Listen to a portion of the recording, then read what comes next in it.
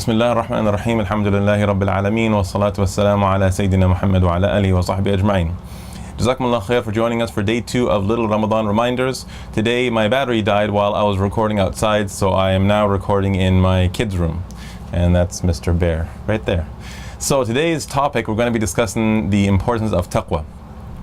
And Allah Azza wa Jal mentions the word taqwa in the Quran many times in many different varieties. He identifies al-muttaqun as those who are given Jannah. When we look at the messages of the prophets of Nuh alayhi salam and Hud alayhi salam and Salih and so on and so forth, the prophets, when they went to their people, they said ala tattaqun. Allah Azza wa Jal mentions that that fasting was made obligatory upon us, la'allakum tattaqun, so that we might achieve taqwa. And Allah Azza wa Jal promised Jannah, wa'id al-muttaqun. Allah Azza wa Jal promised for the muttaqun many rewards in heaven. And Allah Azza wa Jal mentions that His awliya, inna awliya'uhu illa al-muttaqun, and the awliya of Allah Azza wa Jal are only the muttaqun. So the meaning of taqwa in Islam is very rooted, and essentially it's the core. It's the core of the believer. It's the basis of a Muslim's actions. And that's why it's so important to understand exactly what taqwa is. Interestingly enough, when you look at the translations of the word taqwa in English translations, you find that it is usually translated as fear of Allah Azza wa Jal. And this is actually inaccurate. This is not what the actual word taqwa means. The word taqwa comes from the word wiqaya or waqa, which is to guard something or protect something or make sure that something is safe. And so this is the original, and there's no meaning in taqwa, in terms of waqa and wiqaya, there's nothing in that to indicate fear. And therefore the meaning of fear actually is a result of taqwa. Taqwa itself is not fear, but when you have taqwa, it will make a person worried due to what taqwa actually means. And so what is it that we're trying to guard and protect ourselves from? The answer to that is the Day of Judgment. When we say taqwa of Allah, it means to protect ourselves from the judgment of Allah Azza wa Jal, from the excuses that He has on us on the Day of Judgment for what we have done and what we did not do. And therefore, the meaning of the word taqwa is to guard ourselves from the accountability on the Day of Judgment. The day where Allah Azza wa Jalla says, يَوْمَ تَجِدُ كُلُّ نَفْسٍ مَا عَمِلَتْ مِنْ خَيْرٍ مُحْضَرًا وَمَا عَمِلَتْ مِنْ سُوءٍ تَوَدُّ لَوْ أَنَّ بَيْنَهَا وَبَيْنَهُ أَمَدًا بَعِيدًا. On a day where a person's good deeds are brought forth and they're ready, and when they see their bad deeds, they wish that they had a massive distance between them and their bad deeds. Allah Azza wa Jalla mentions that it is a day يَوْمَ يَفِرُّ الْمَرْءُ مِنْ أَخِيهِ وَأُمِّهِ وَأَبِيهِ وَصَاحِبَتِهِ وَبَنِيهِ. It's on a day where you will run away from your children, you will run away from your parents and your family, you will run away from your spouse and anybody that you associate yourselves with. You'll run away and you will just say nafsi nafsi, just you want to save yourself from the punishment of the hellfire.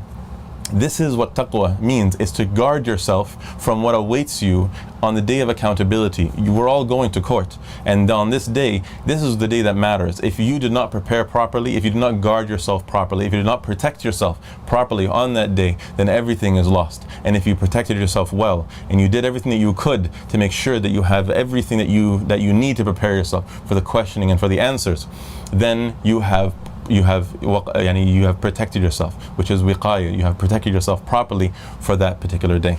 So in practical terms, what does it mean to have taqwa? What does it mean to guard ourselves? Well, it's very simple. There's two things that we have to do in order to achieve a practical application of taqwa in our lives. The first thing is, before taking an action, knowing the ruling of Allah subhanahu wa ta'ala on that action. Rasulullah sallallahu alayhi wasallam said, "Man amala amalan laysa alayhi amruna fahuwa rad." Any amongst you who does an action that is not from our command, that is not taken from our instructions, it's rejected. It's fahuwa rad. It's thrown away. It's rejected. It's turned away.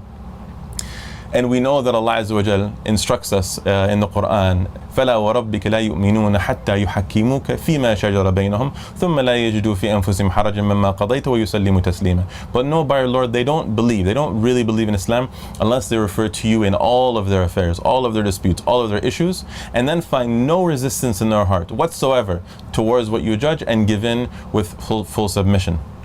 So we know that Allah Azza wa Jal has instructed us that before taking an action, we should know His ruling. And we know that Allah Azza wa Jal has given us rulings on everything. He says, مَا فَرَّطْنَا فِي الْكِتَابِ مِنْ شَيْءٍ. We've missed nothing. We've missed nothing from the book in terms of instructions, in terms of guidance. وَنَزَّلْنَا عَلَيْكَ الْكِتَابَ تِبْيَانًا لِكُلِّ شَيْءٍ. And we revealed the book to you as a clarification for all things. And of course we know the practical meaning of this is Allah Azza wa Jal gives us ahkam, He gives us solutions for all of our problems. And that's the first step. Before taking an action, and this is one of the characteristics of the Sahaba, before they would take an action, they would ask Rasulullah sallallahu alaihi wasallam. When Rasulullah would ask a question, they would say, Allah and His Messenger know best. They would always know that they don't know. And our desire, how we feel towards something, whether we like something and whether we don't like something, whether we see benefit or harm, this is not how we identify hukm shar'i. This is not how we identify the ruling of Allah Azza wa Jal, because Allah Azza wa Jal warns us, وَعَسَى أَن تَكْرَهُ شَيْئًا وَهُوَ خَيْرٌ لَكُمْ.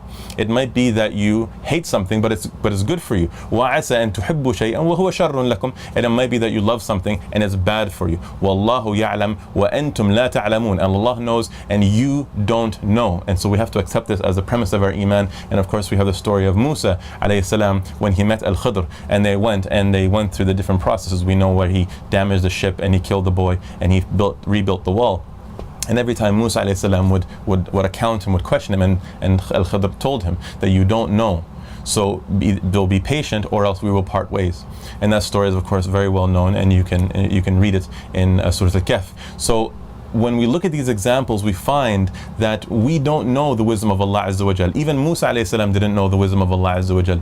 And therefore we have to appreciate that before taking an action, we must know the hukm of Allah subhanahu wa ta'ala. And that's the very first step in protecting yourself on the Day of Judgment in front of Allah Azza wa Jal, where you say, anything that you did, you say, this is to the best of my knowledge of what you instructed me, based on what I understood of the Quran and Sunnah. As for the second thing, it is equally important, which is that once you know the hukm of Allah subhanahu wa ta'ala, it's very important to have the right intention. To make sure that before taking an action, even something as simple as drinking a glass of water, you can drink a glass of water, it's halal, and you know the hukm that it's halal. But every time you drink a glass of water, you can do it one of two ways. You can just drink because you're thirsty and then you walk away, or you can drink a glass of water starting with Bismillah, and then saying Alhamdulillah after you're done, and appreciating the fact that Allah Azza wa Jal gave you water. On the Day of Judgment, that counts for you. That's an element of you protecting yourself on the Day of Judgment. You've prepared a little bit extra. You've done a little bit more. So you don't just do only the fard and stay away only from the haram, but you also add on top the mustahab, and you stay away from the makruh. You drink with your right hand and you don't eat with your left hand, and so on and so forth. So there's many things that we do in terms of before taking an action, think of Allah Azza wa Jal. No matter what the action is, every single action that we take can become an act of ibadah, can be an act of worship of Allah Azza wa Jal. It can be an act of protecting ourselves and having taqwa by just simply trying to add this action to our scale. And therefore the second thing, as Rasulullah said, إِنَّمَا الْأَعْمَالُ بِالنِّيَّاتِ. Actions are according to intentions. So if you go on the Day of Judgment and you've prepared yourself, you prepared all these things, but your intention was not for the sake of Allah Azza wa Jal, and you did things because whatever came, you just did things as they came, or you just because you liked this or this made sense to you, but you didn't ever know the hukm of Allah Azza wa Jal, then مَنْ عَمَلَ مِنْكُمْ عَمَلًا لَيْسَ عَلَيْهِ أَمْرُنَا فَهُوَ رَدٌّ. Whoever takes an action without a command from us, it's rejected. So your intention wasn't to obey, or it might not have been to obey Allah Azza wa Jal, and on the Day of Judgment all this protection you've prepared will fall apart and be lost. And therefore the very first thing that must be done is you must know the hukm of Allah Azza wa Jal, and right away included with that, as you're taking the action, your intention is appreciating what Allah Azza wa Jal has given us and obeying the command of Allah Azza wa Jal. And this is the very best opportunity, this is the best preparation that we can have to protect ourselves, to have taqwa, in order for us to be prepared on the Day of Judgment.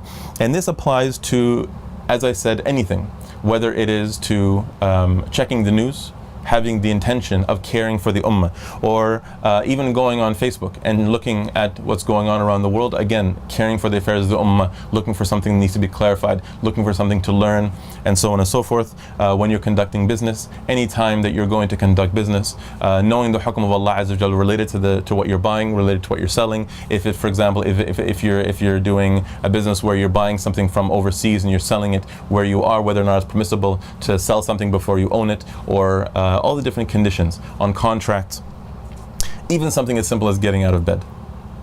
Something, should I get out of bed with my left foot or my right foot? What should I say when I wake up? What's the first thing that I should do? What's the sunnah?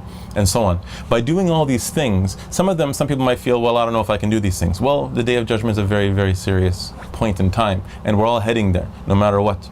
And therefore, we all have to prepare ourselves to the very best of our ability. And al-muttaqun, by definition, are those who live their lives revolving around this one point, which is preparing themselves for the Day of Judgment and giving themselves as much excuse as they have in front of Allah Azza wa Jal for their faults. So if they have a fault, they can say, Ya Allah, you promised me that you would forgive these sins if I did this extra. For example, al-amr bil ma'ruf wa nahy an munkar, ordering the good and forbidding the munkar. It's something that wipes away sins, and so on. So therefore, may Allah Azza wa Jal make us from amongst the muttaqun. May Allah Azza wa Jal make our lives filled with our focus on preparing ourselves and protecting ourselves from the day where nothing small or large will be allowed to slip by except from the mercy of Allah Azza wa Jal. We ask Allah Azza wa Jal to accept our fast this Ramadan and to allow this Ramadan to be filled with opportunities for protection on the Day of Judgment. Jazakumullah khair, and inshallah we'll see you tomorrow. Assalamu alaikum wa rahmatullahi wa barakatuh.